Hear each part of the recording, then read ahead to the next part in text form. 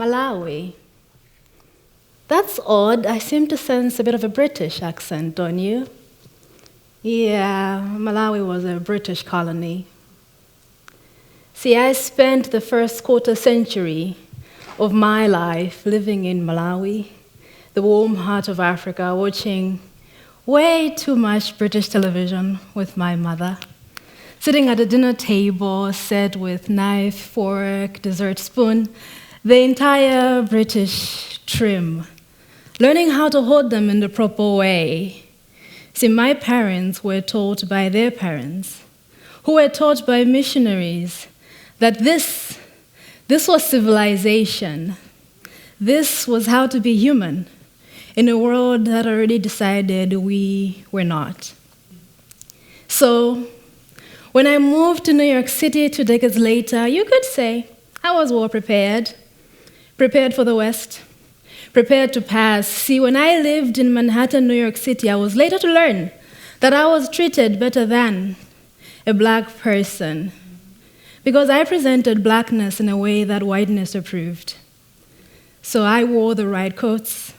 I spoke the Queen's English. I carried myself in ways that centuries of empire had trained my lineage to move. Carefully, gracefully, acceptably. Today, I want to tell you a little bit about my ego.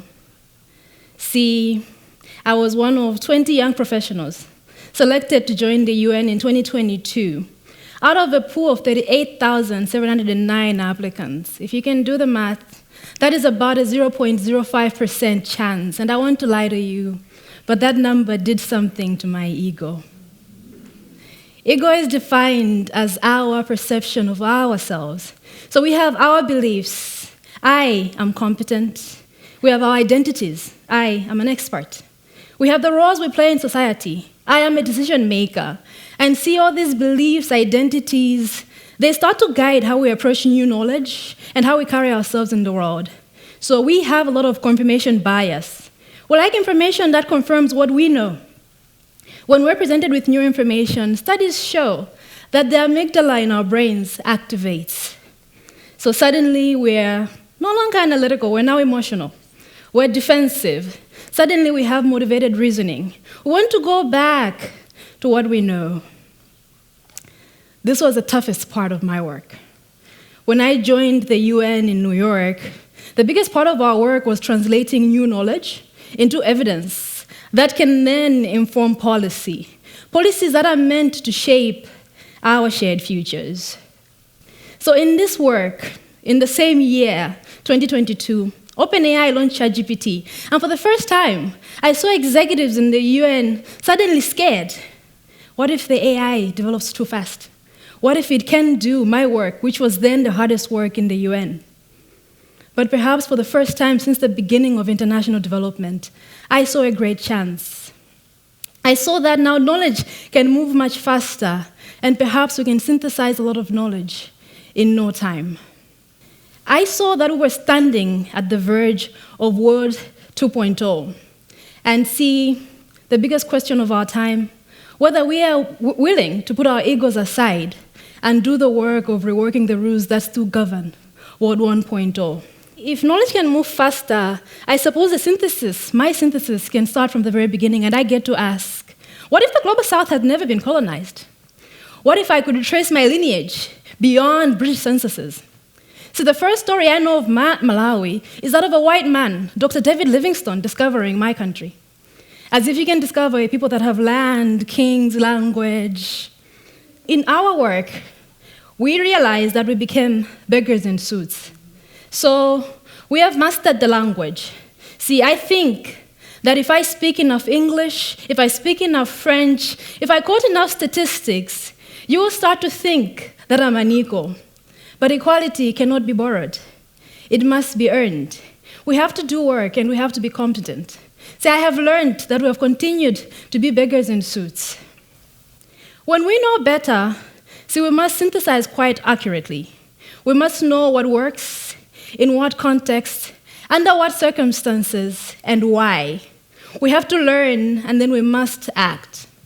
In 2025, the world experienced another rupture in international cooperation and development, and I must say, both cooperation and development, because these things matter in international relations. We have mastered the art of performing. We have been running impossible economies. So we keep thinking, if I smiled enough, if I quote enough statistics, the world will continue to see us as equals. We have been so wrong for so long. We have called dependency partnership. We call extraction investment. We inherited systems that are quite terrible, and we have mastered the art of performing inside them. And perhaps the worst part is that we remain quite resistant to correction when we are presented with new information. In present day, we are still at war. So the conqueror does not need to govern us directly. He simply needs to tweak the rules of how we govern ourselves. So the new missionaries no longer arrive with Bibles and stories of salvation. Now we have broadband.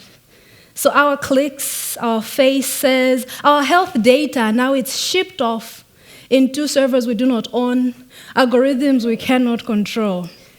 And then we log into social media, and social media still maintains these hierarchies. For as long as we continue to think we are the least of the pack, we will continue to wait for permission to lead. We will continue to mistake visibility for victory. We will continue mistaking proximity to whiteness for victory.